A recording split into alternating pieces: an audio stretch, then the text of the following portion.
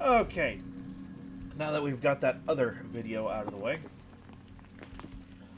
yeah, this is a world I created in Core Keeper. I just called it Frog. I named my character X because I got tired of coming up with fun names for things. Made about 30 Pal World things over the last, like, 4 days.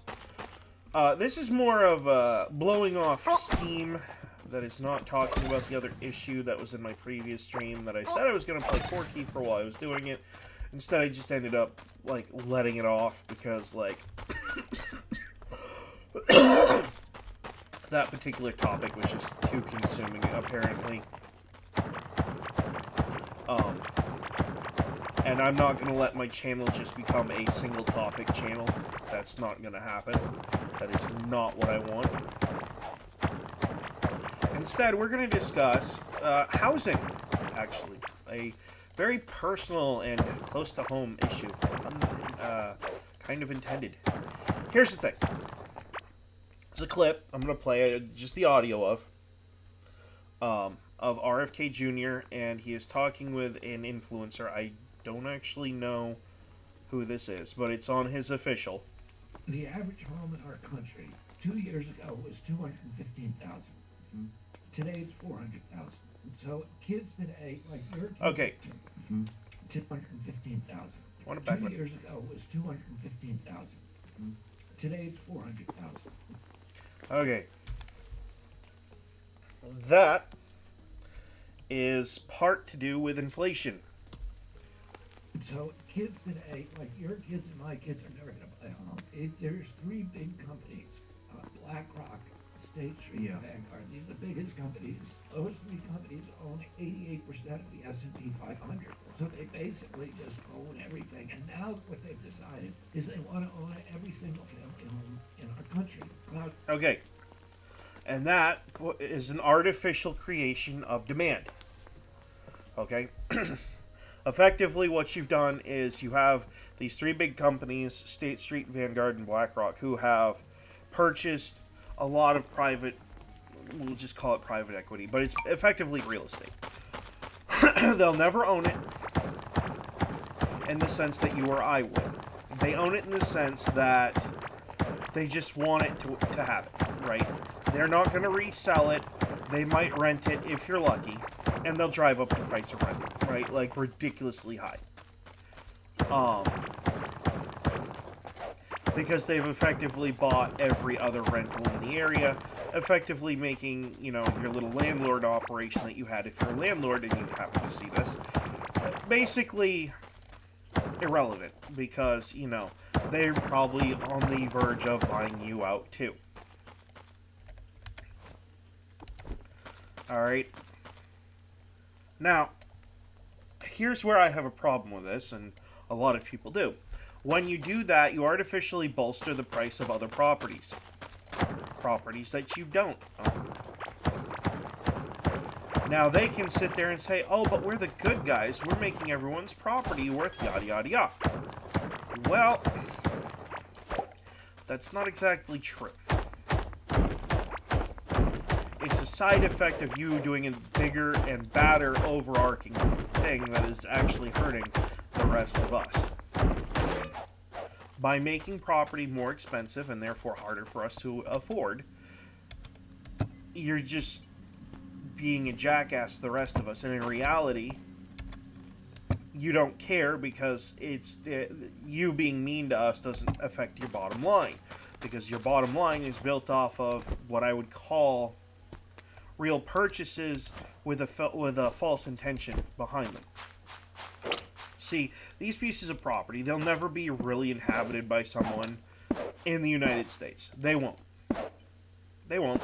And we all know it. We're not stupid. We know exactly what they're up to. And effectively what's going to happen is they're going to just occasionally put one up for rent to say that someone is living in it. Or they might even just let the property just go condemned. Like, outright just condemned. Okay?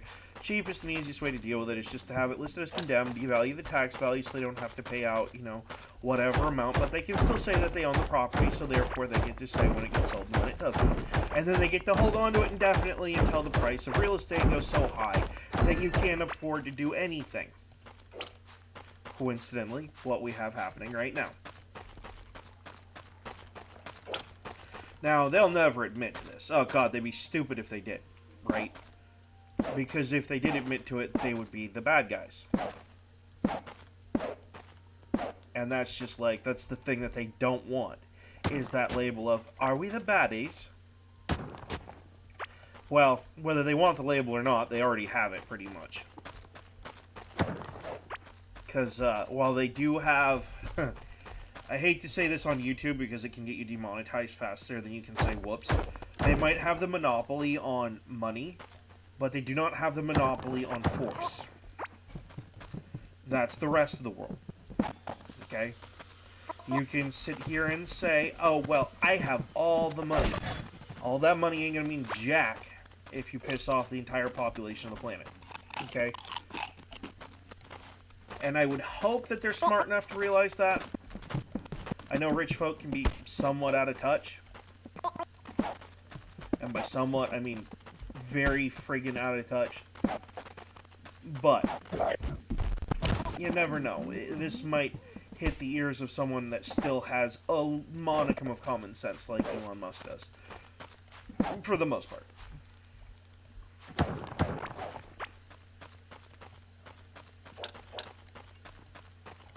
So, where does that leave us as a society?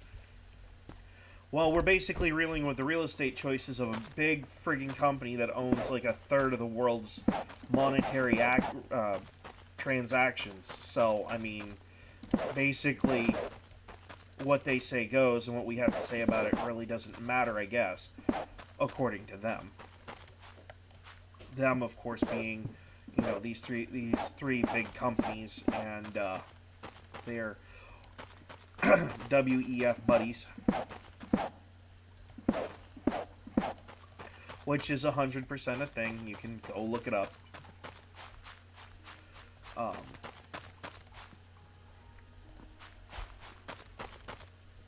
We're talking about the people who literally all travel in the same circles.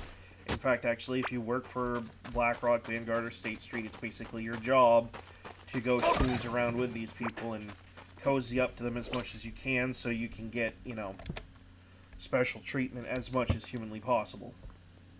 Like, that's literally your job description. They'll never put that on paper, mind you, but everyone knows it. It's just kind of one of those unspoken truth things. And no, you don't necessarily have to like it. Trust me, I don't like the fact that I'm fat. I don't like the fact that I have, you know, other issues with my body, but they are issues that I have to deal with. So, you know, like I'm about to have steak and eggs for breakfast. And by the way, that's probably the healthiest breakfast I can have because I actually put on more weight eating breakfast cereal than I do steak and eggs. By a very large margin. And I know why that is. Steak and eggs is a protein-based breakfast. When you eat breakfast cereals, you're not getting much in line of protein, but what you are getting is effectively just like straight corn syrup and sugar. So, you know. Yay me! I know my nutrition! Hooray! Maybe it's because I was raised in a place that actually taught real nutrition and not the garbage that the corporates all want you to believe down here. That's a thought. No. Maybe before you blame the steak for what the cereal did, maybe you need to start looking at what the cereal's doing.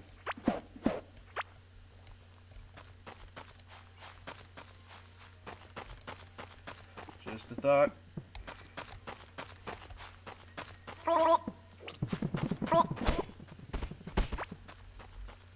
No, you're literally blaming the salad for what the candy bar did. At this point, you're unironically that particular person. But back to housing. How do we fix it? Well, there is a way, but it's basically straight up communism.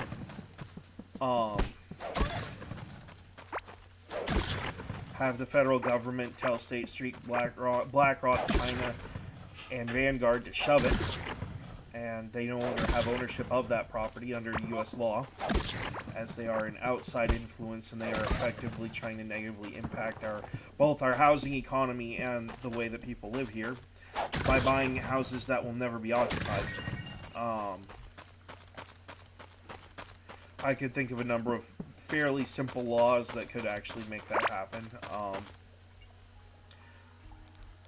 If you buy a house as a company, you as the CEO must occupy that house. Unless you are a licensed real estate company in the United States. Yes, that's more of the stuff that I don't like. It's more licensure BS, but it does eliminate a lot of other issues. And by occupy, you have to occupy the house for at least 6 months out of the year. Consecutive months, like it can't be a month here, a month there. You have to be there for the whole time. You know, actually give a real solution to the problem. Don't just don't be stupid about it, right? Don't give them the loophole. Okay. Now, if you can prove that it's your summer home and you only own like 1 or 2 other properties, then fine.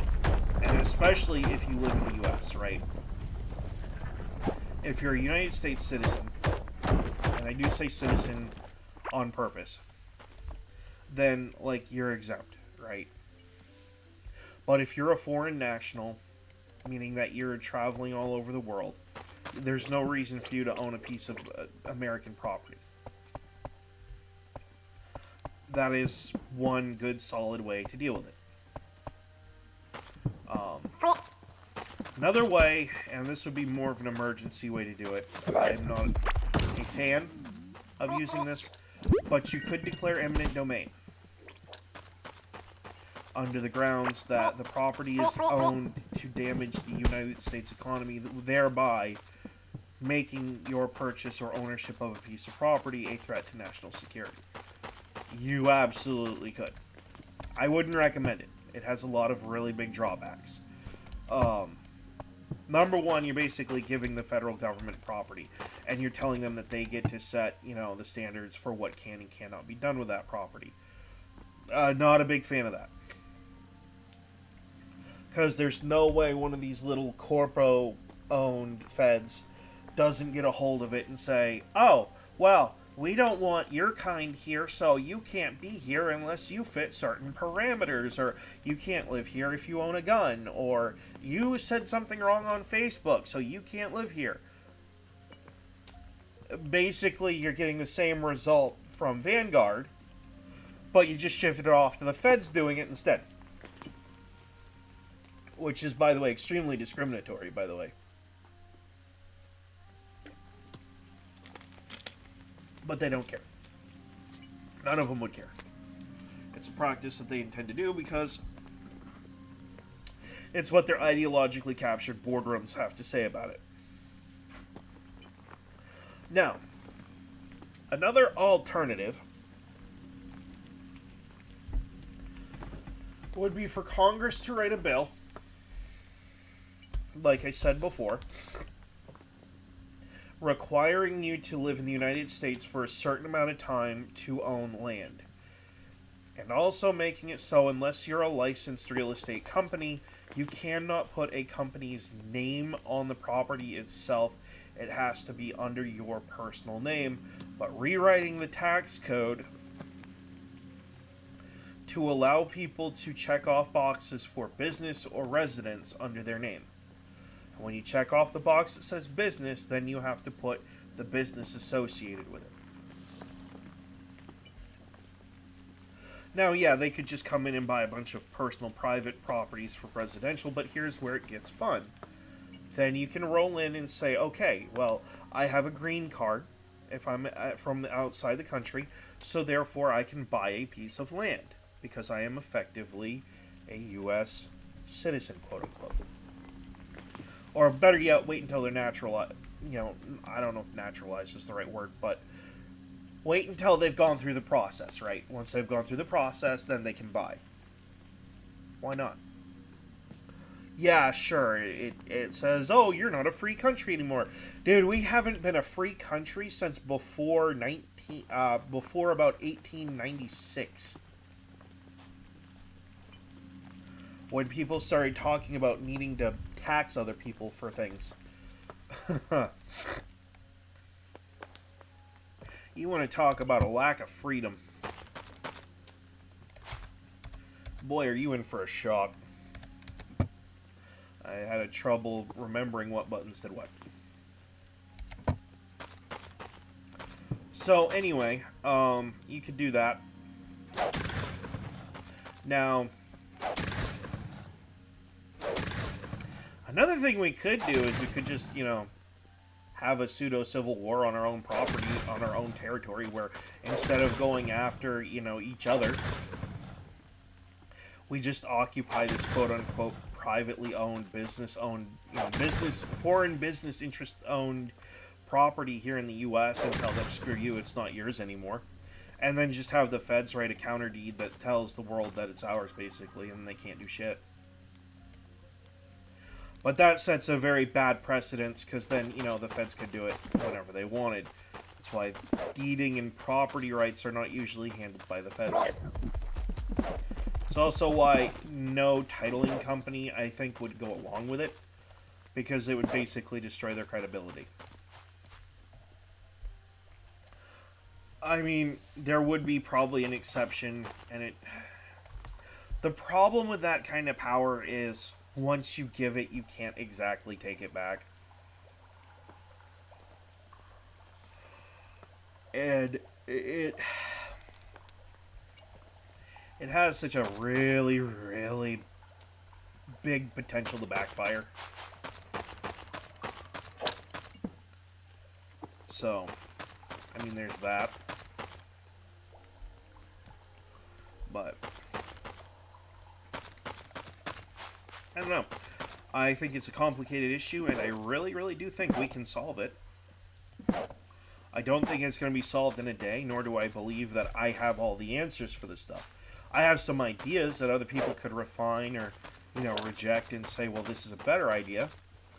But that's how debates and conversations start. And you can't actually, it's one of the problems that you can't actually fix until people start addressing that there's a problem.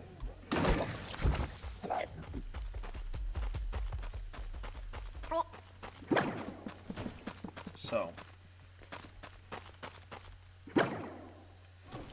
I guess my purpose here is to call attention to the problem that RFK Jr. is calling to, because it needs to be addressed. It is actively a problem for us, you know.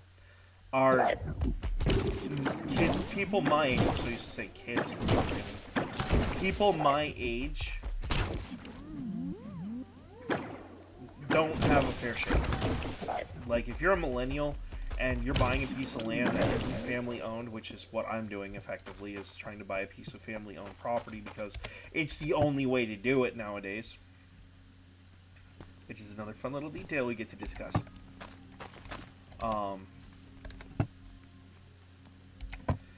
Yeah, effectively,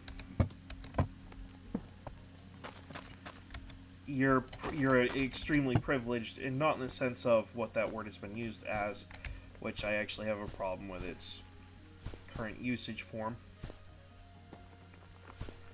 It's just very misleading.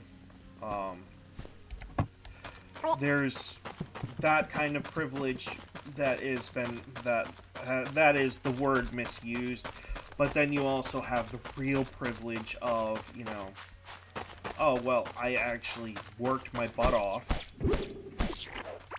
and I earned what I had, you know, and now someone's trying to take it from me. That's different, you know, that is a different issue altogether. And it's one of the reasons I'm actually against eminent domain and why I don't like using it. Because eminent domain is a bad genie to let out of the bottle. Because once you take it out and start using it, it'll never want to go back in the damn bottle. You are effectively giving the government the power to say who lives where and why. The problem is that we're being put in a position where we either have to do that or we have to find another way to fight back. And yes, I did use the F word. I said fight. What you gonna do about it, YouTube? You gonna ban my channel for saying that we need to fight back against this? Because we do.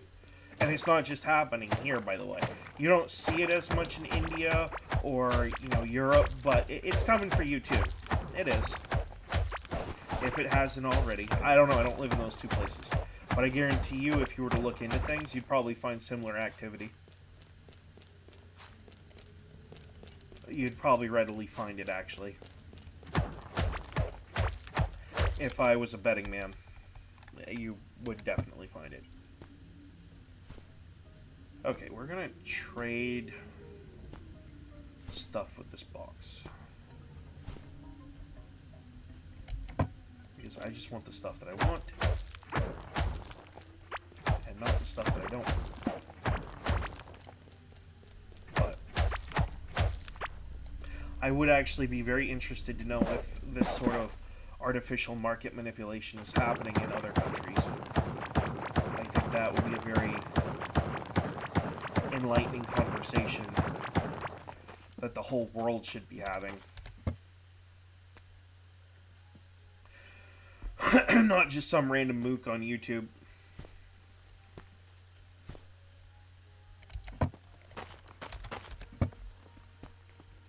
I'll take those.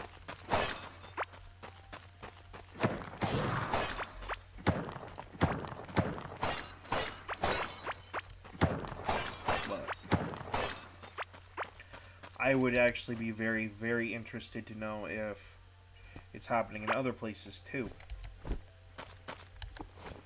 Like, is this a common phenomenon that's less of a phenomenon, just more something that they're forcing upon us, whether we like it or not? Which, I mean, that is, by the way, entirely a possibility.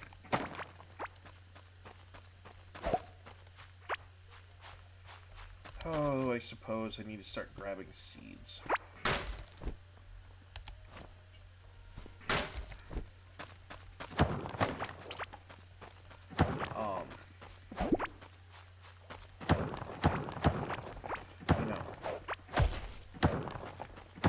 I guess the best way to put this is I'm all for the free market until the free market starts becoming a problem for everybody. Oh, that's cool. I need to mark this. I'm going to leave them isolated, though.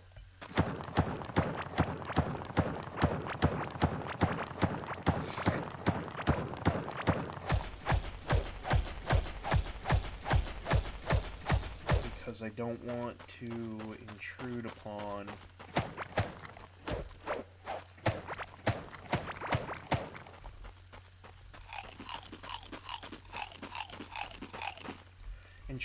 their little area too much.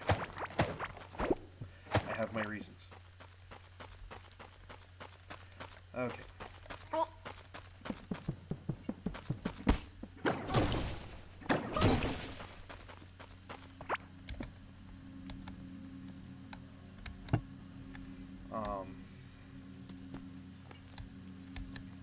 And I know I just sound like some random dude bitching about real estate and yada yada yada. Well, if we don't talk about it, are we ever going to get it fixed? I mean, that ultimately is my big question to you is, if someone doesn't say something about it, are we just going to be condemned to deal with it forever?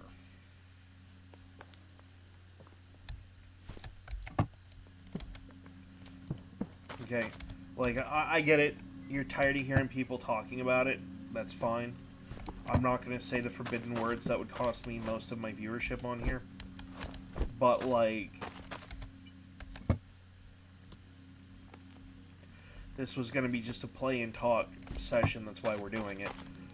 I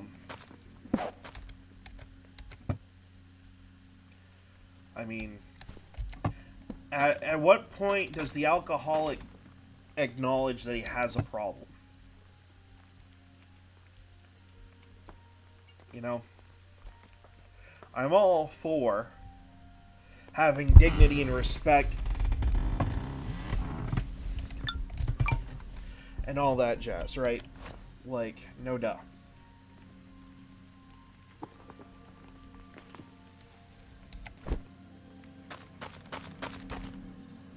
But, how much of our national dignity and respect do we actually have to sacrifice? And I'm being, like, blunt here. I'm not pulling punches on this point. Hey, look, a generator. Yay.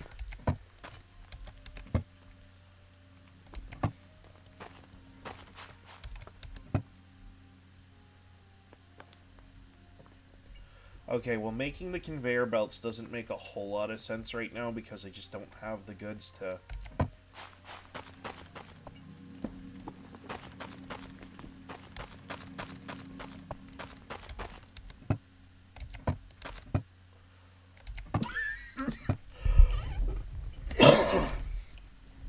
Actually, the conveyor belts do make sense in one context.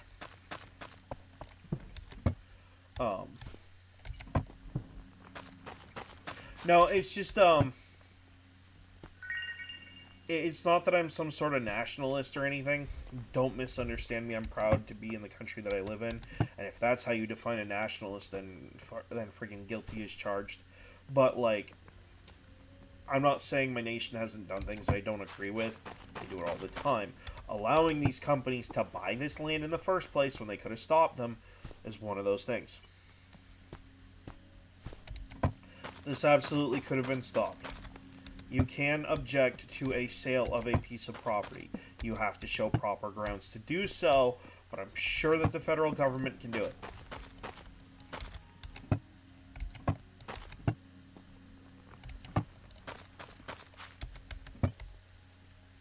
And actually, I know that we can get this stuff done because certain states have banned the sale of property surrounding military bases.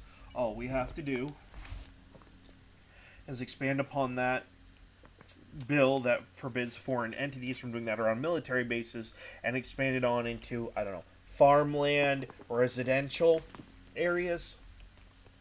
Oh, by all means, let them have business property. They can buy business property all they want.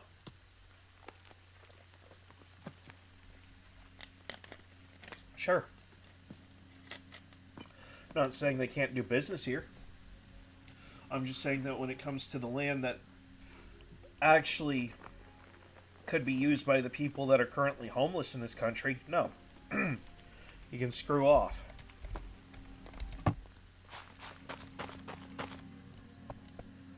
And I think that's a very reasonable position to have, by the way.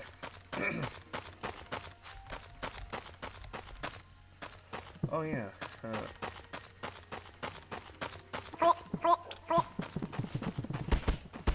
Wrong game. I just tried sprinting.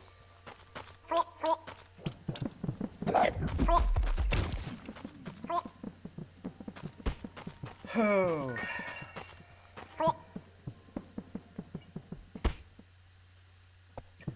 But, no, it would be very interesting to see how the system tries to correct this one. If they even bother.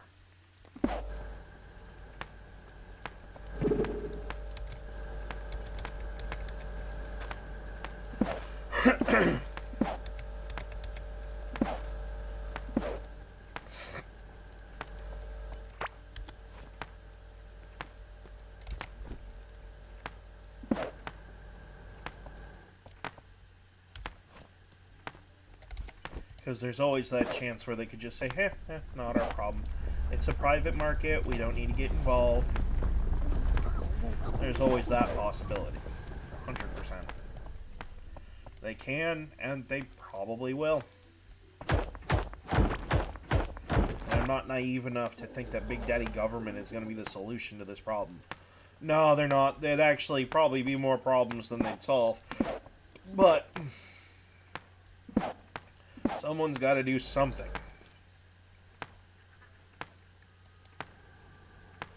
And I just use another tagline that I don't really care for. Just do something. But, you know, it has kind of become a problem for us. And it does need to be addressed. Absolutely. I'm gonna move that over and we'll pull up Twitter for a little bit while we're waiting for some more gold.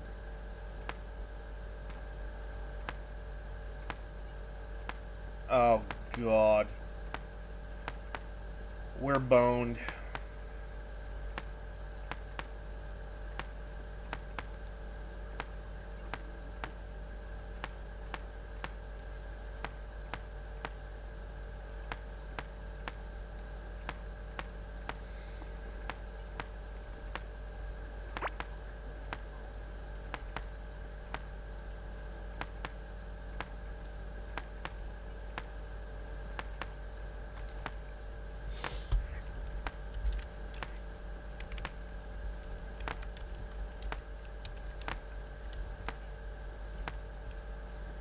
I have to type this up.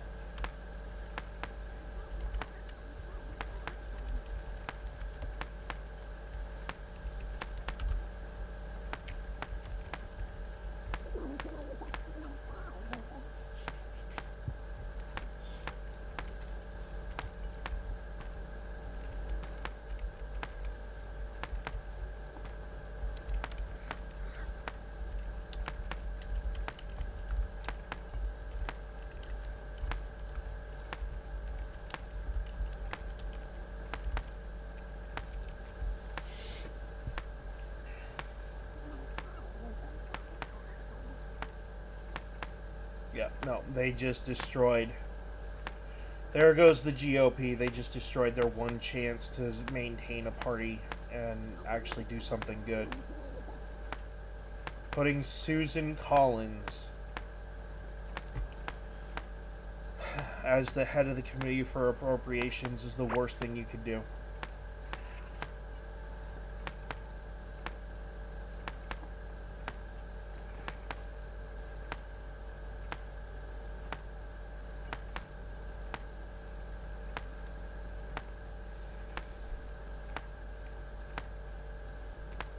Oh, please, Elon, if you buy MSNBC, fire Maddow first. You want to talk poison pill.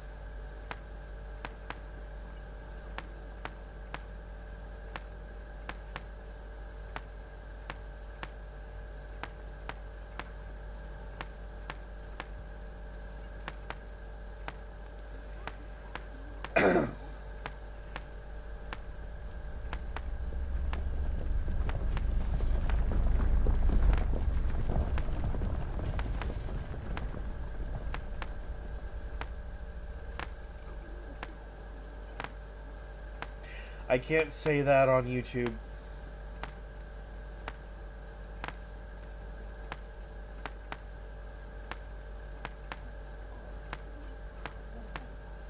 Well, it's too bad that's so grainy. It'd be nice to get his badge number. If it's even a real badge.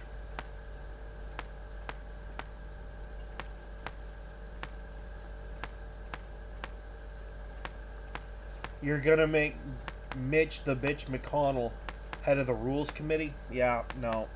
I knew it. I called it. I sat there and I said it.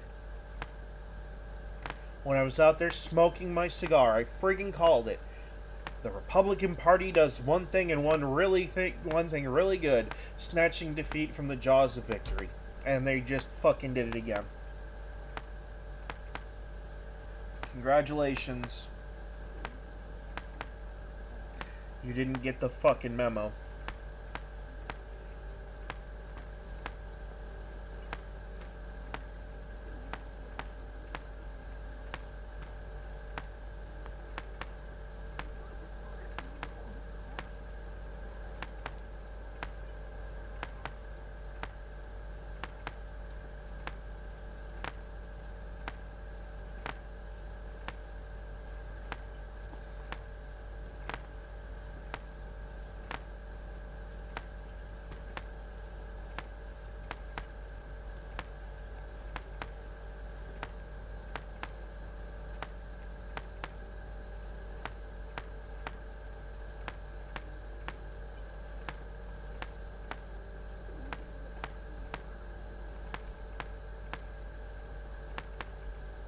No, I really don't give a damn about what Zelensky wants. He has a country to run, and he's not doing a very good job of it, and he needs to straighten the fuck up. And Biden is not helping the situation at all.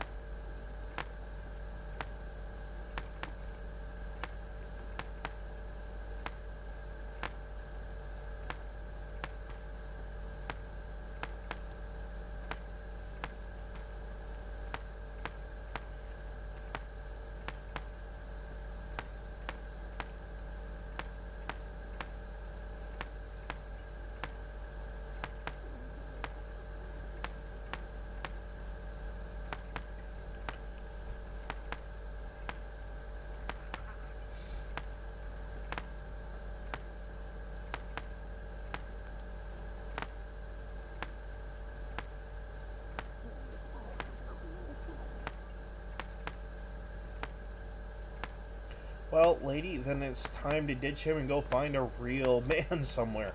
Oh my god. I'm not even going to talk about that one.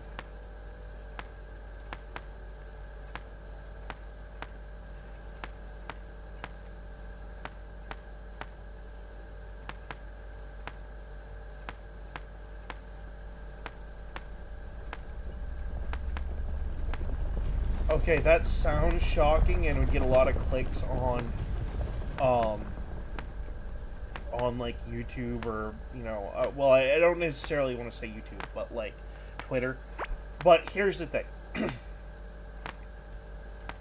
Taking a bite out of a warm heart of your first kill, especially when it comes to deer, is an old hunting tradition that is kind of one of the weirder ones, but, and I've never, like, I'm a cooked meat man. It's not going to happen, okay? Unless I can put it over a fire. Now, there's an exception to that, and it falls under, like, emergency survival stuff, but even then, probably not. You know, it's just not... It's not something I endorse. It's something previous generations have done.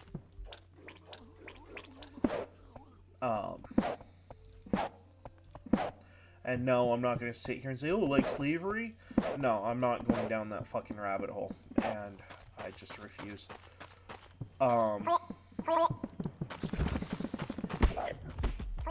As far as I'm aware, none of my family took part in slavery, and if they did, that's not my problem.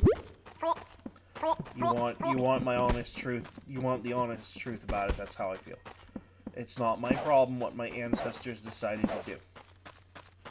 Okay, in much the same way that half of my family lineage was colonized and the other half were the colonizers, I generally don't give a fuck. You can't pay me enough to care.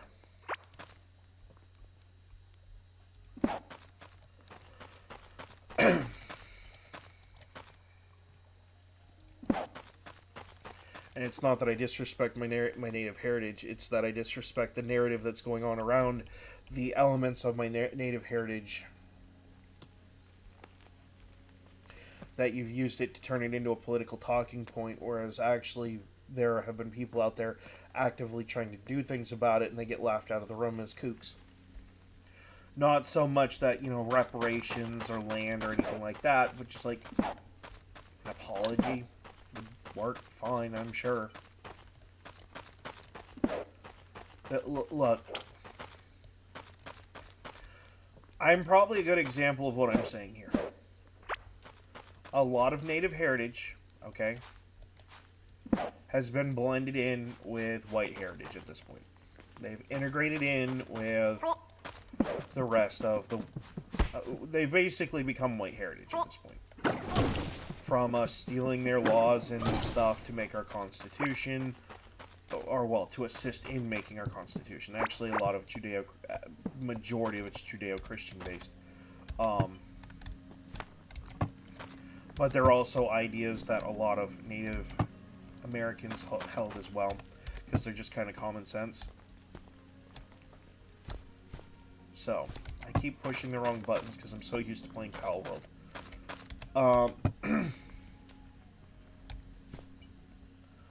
And no, I'm not oversimplifying or whatever BS you want to say, accuse me of. I'm actually pretty much hitting the nail on the head with this one. It's just not really worth discussing at this point. There's nothing to talk about. What's done is done. Go talk to a native elder somewhere, they'll tell you the same thing. It's not your fault. You had no control over what your ancestors did or didn't do. What's done is done. We can move on and try to get along, or we can sit here like a bunch of whiny you-know-whats and fight over the matter. I choose to move on and live my life. And, by the way, so does just about every Native American out there that even has a little bit in their system, just like in general. It's not this all-consuming thing. The need to hate on white men. I'll tell you a little secret. Okay? Here's the secret. It has nothing to do with being white or black. Nothing to do with being Native American. And there are going to be some out there who say, you're blaspheming my heritage. Screw your heritage for a second. No one cares. Okay? Most normal people, when you say you're going to hate on someone because their ancestors did something, they're going to look at you and just shrug and say, so you're trying to veil your racism by trying to legitimize it with an excuse. Got it. And then they just stop taking you seriously altogether.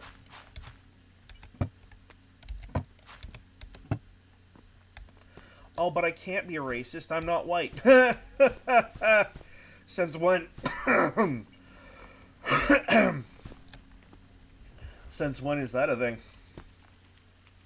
Because my bullshit meter is going off the friggin' scales. Oh, man.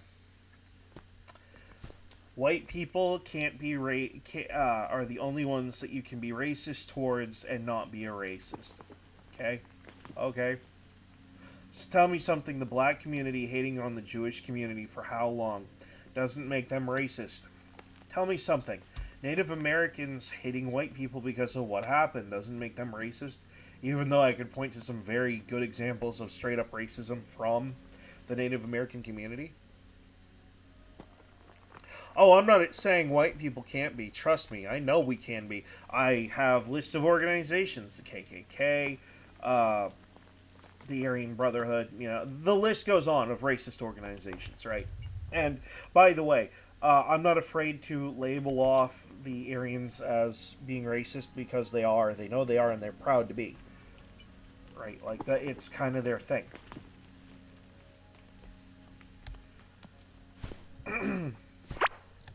Now, that doesn't mean that they can't occasionally work with people from other races, because they do. It's just not very common.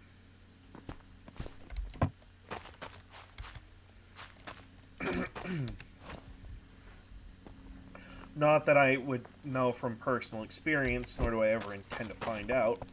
But, yeah. Sure, when your own self-interest is at stake, things like skin color kind of go out the window.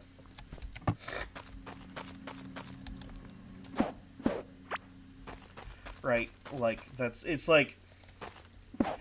kind of like the whole ideology thing.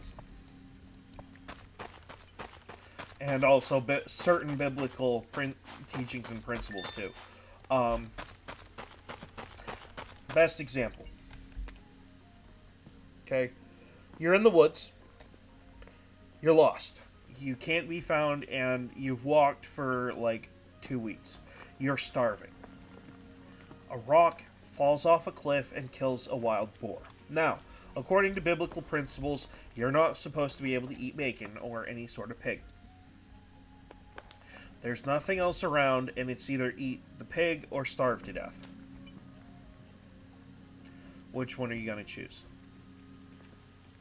Now, the fanatic is going to sit there and say, I'm going to starve to death. And he might. He might. Majority of the time, though, people like that, the first thing to go is the crazier beliefs like that, right?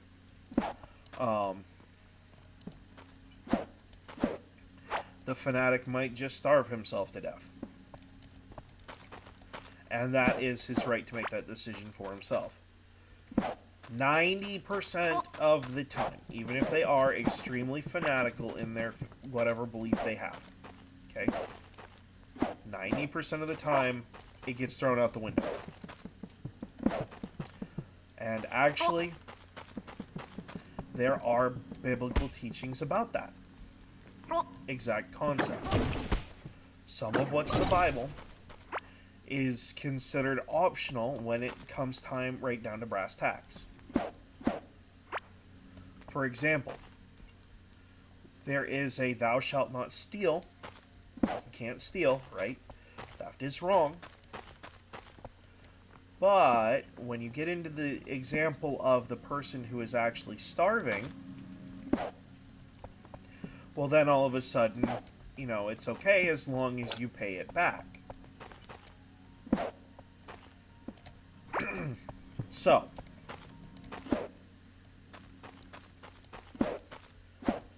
that's not really a straight up justification for, you know, doing the most abhorrent things in the Bible that the Bible directly preaches against that you'll never have to do legitimately. But there are certain rationalizations that are offered in the Bible for certain things. What did they say? If you steal an apple because you're hungry, it's your responsibility to pay it back plus one more. I think is what it, I could be wrong on the amount or what the item is that they use in the analogy, but the overarching point is still the same, right? It is biblically okay to steal to survive as long as you pay back what was stolen.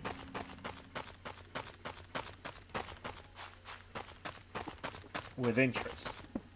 Now, that goes into conflict with Islam because Islamists don't believe in interest.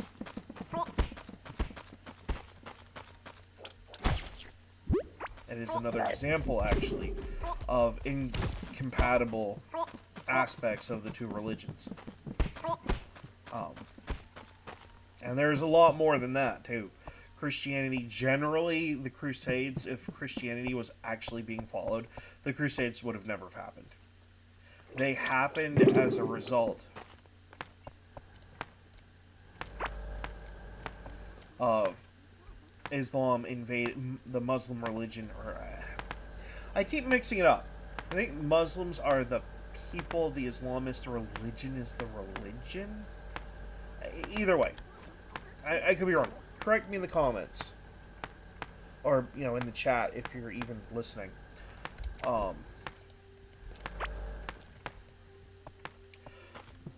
But yeah, it still goes back to the fact that when it comes to public society as a whole, it all needs to change. A lot of it needs to change.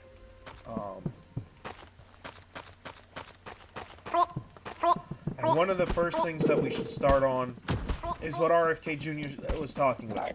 We need to fix our housing issue. We need to fix our health and safety. Like, those three things should be the only things that the United States is worried about right now. Like, you're trying to do trigonometry and you're struggling with algebra, okay? You're putting the cart way before the horse in dealing with international conflicts. You should not be dealing with international conflicts when you have so many issues at home, which are kind of becoming innumerable at this point. Oh, I need that. And in order to get it, I'm gonna have to go get some more iron. But I think that's gonna wrap up this particular stream. Leave a like and a subscription if you like the content. If not, that's cool too. Just leave a comment and a dislike. Another thing, I don't get perturbed by dislikes. I actually got more perturbed when they removed the dislike button as like a visual feature.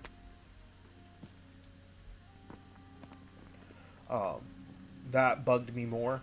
Dislikes tell me that there's some part of my audience that doesn't like something I said or did. And when I scroll through the comments, and the comment says, an example of this is actually the thing that I did about Diddy, not a few minutes ago, but the other day, covering the,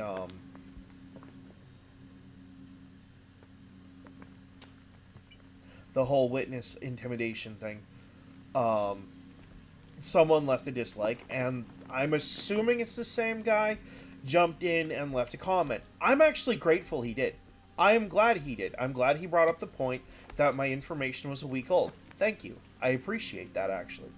And if it happens again, I will bring up, the comment section again. And I will start shouting these people out because, they deserve it. And I'm not afraid. That's the biggest thing that people are, and it bothers the hell out of me on this thing. People are afraid to be wrong. All the time. They're so afraid of being wrong, and then they just let it get to their heads. Like, there's things getting to your head, meaning that you're overconfident, which is fine. Well, it's not fine. It's actually a big problem. It's called pride coming before the fall. And watch your step, right? But then there's the other kind of, oh, well, I'm depressed. I don't want to post anything. I'm embarrassed, blah, blah, blah. Dude, I'm not embarrassed. I'm not embarrassed to say that I'm wrong about something, or maybe I have old intel. Because, while that could be old intel when I post it, I've found that occasionally, like a week or two after the fact, sometimes it comes out that my late information ended up being a predecessor to something being true. A precursor, if you will. So, now that being said, I am not going to talk about Diddy anymore. I'm done doing it, and if you want to have that conversation about Diddy, take it somewhere else. I don't care how popular the topic is. We're going to go find something else. I actually might start doing wood carving and stuff as part of the channel, but I'm not sure on that one. I want to go over the guidelines for YouTube's content policies before I start bringing a knife onto the stream and start carving wood with it, because it might be an issue with them, and I just don't want to cause any more issues than what I already have. I mean, yeah, I'm a small 6-subscriber channel. I don't need any more problems than I've already got. But I'm not going to drone on. It's approaching an hour. Have a lovely Sunday, and I'm going to go